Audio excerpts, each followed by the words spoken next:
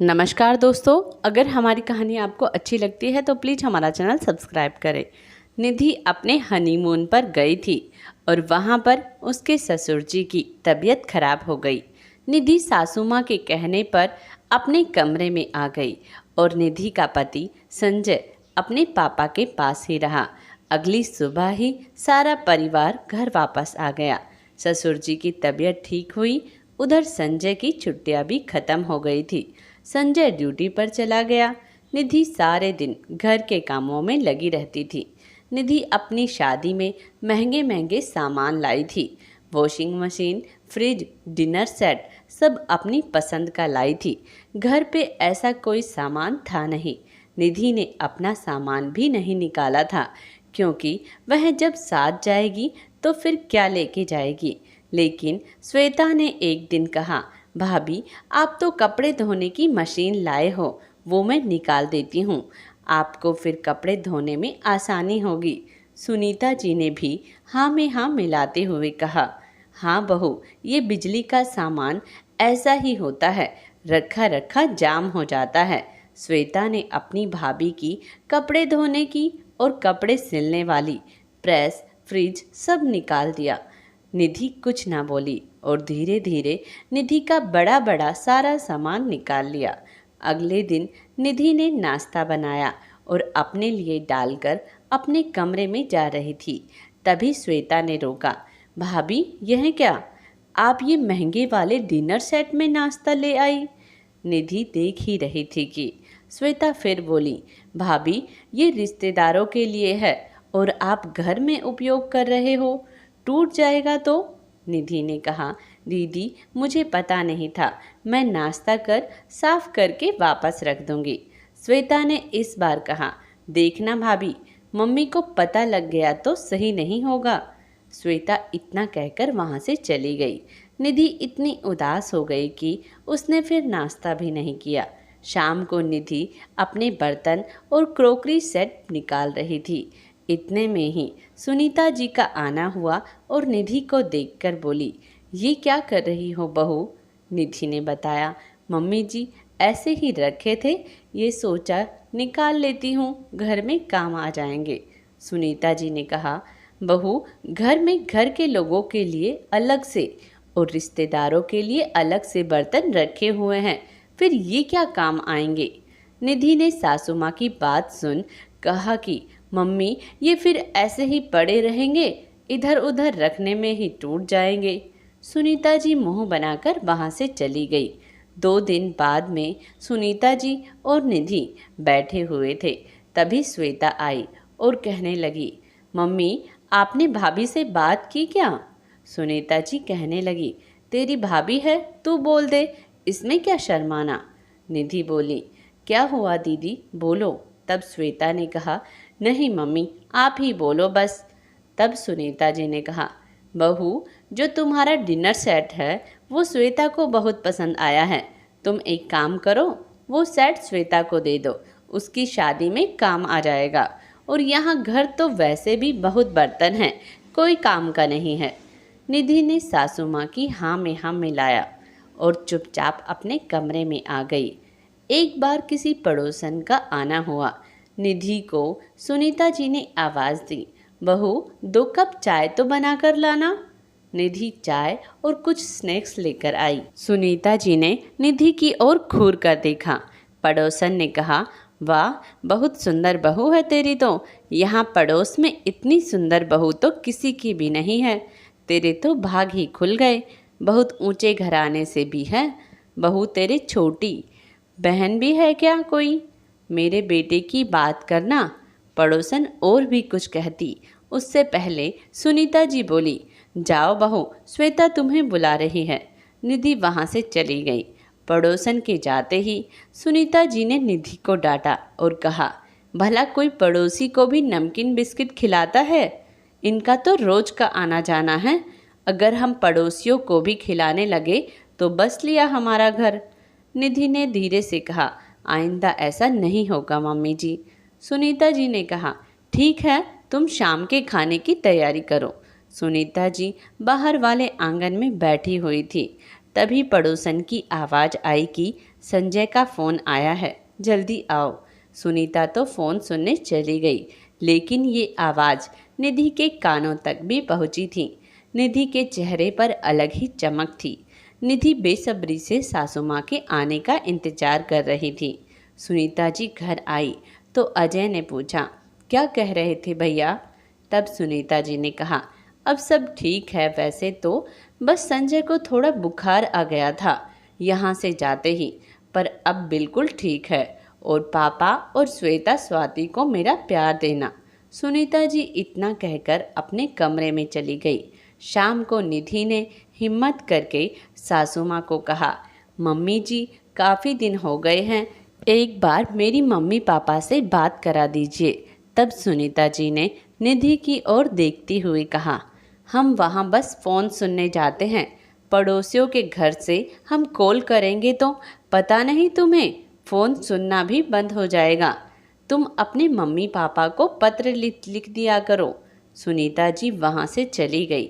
निधि के देवर अजय ने सब सुना और अगले दिन जब मम्मी घर नहीं थी तो अजय ने अपनी भाभी को कहा, आपको घर की याद आ रही है क्या? जब निधि ने कहा, हाँ बहुत दिन हो गए, बात भी नहीं हुई है जब से यहाँ आई हूँ। अजय ने कहा, चलो तो फिर आज हो जाएगी।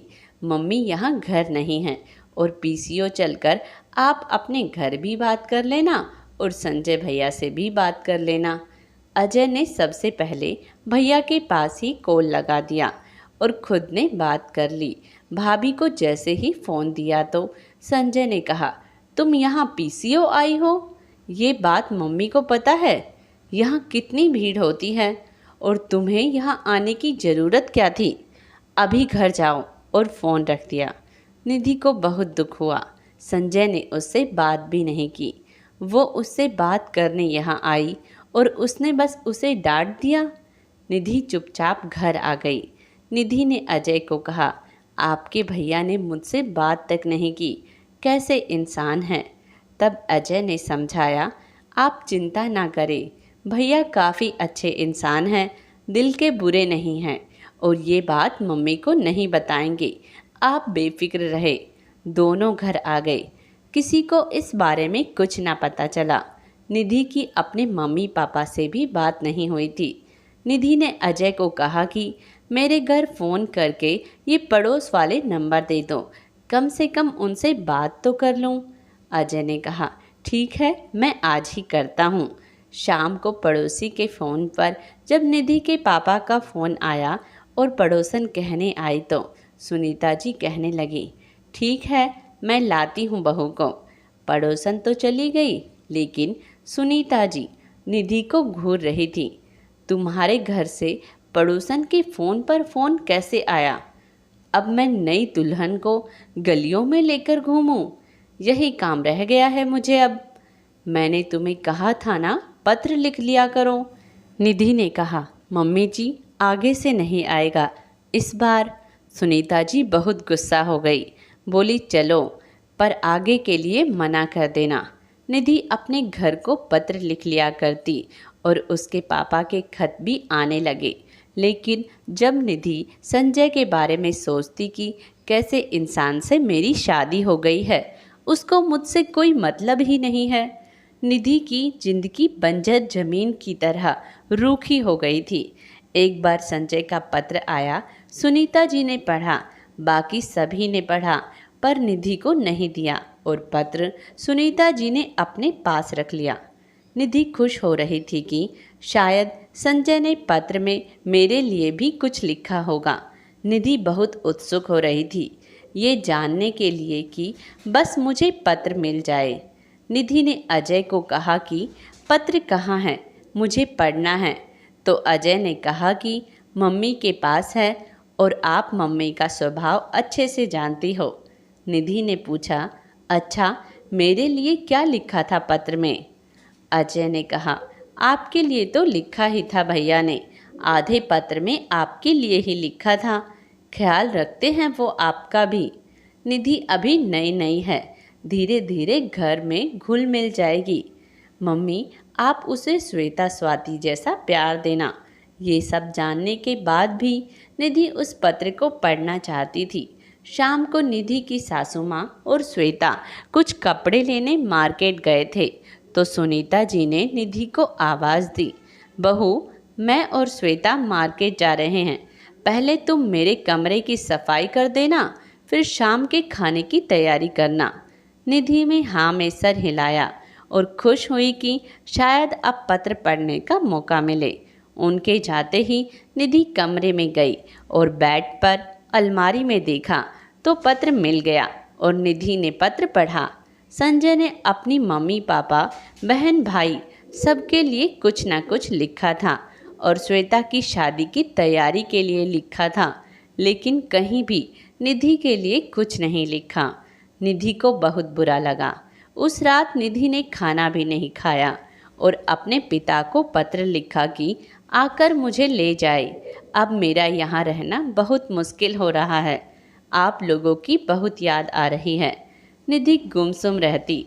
संगीता जी और श्वेता निधि के साथ परायों जैसा व्यवहार करते।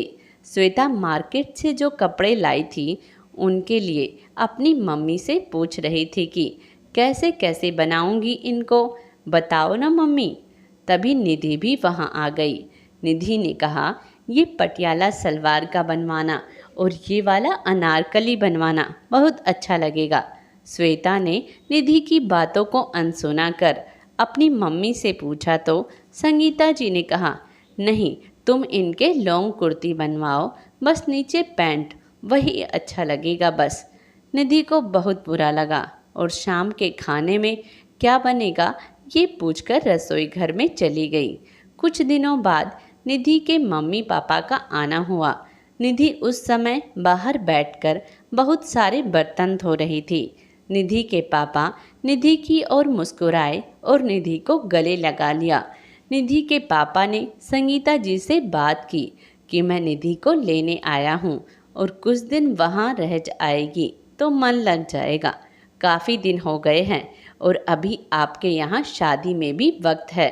तो संगीता जी ने साफ मना कर दिया कि नहीं, सारी उम्र तो वही रही है, अब 2 महीने ही तो हुए हैं हमारे यहाँ आए हुए, हम भी तो साल भर में जाते थे। तब निधि के पापा ने कहा कि बच्ची है, कुछ दिन रह आएगी और अब बहन जी पहले वाला वक्त कहाँ, आप भेज दीजिए, मैं इतनी दूर से लेने आया हूँ। इसकी मम्मी भी बेसब्री से इंतज़ार कर रही है। तब निधि के ससुर जी ने कहा, ठीक है, आप ले जाइए। तब भी संगीता जी ने आंखें निकाली। निधि चाय लेकर आई तो निधि के पापा ने कहा कि जाओ बेटा, जल्दी सामान पैक कर लो, फिर चलना भी है। संगीता जी ने तो मुंह फुला लिया था और निधि का खुशी का ठिकाना नहीं था। निधि ने अपना सामान पैक किया और अपने पापा के साथ मायके के लिए रवाना हो गई। इस कहानी का अगला भाग जल्दी ही प्रसारित होगा। अगर आप हमारे चैनल पर नए हैं तो प्लीज़ हमारा चैनल सब्सक्राइब करें। धन्यवाद।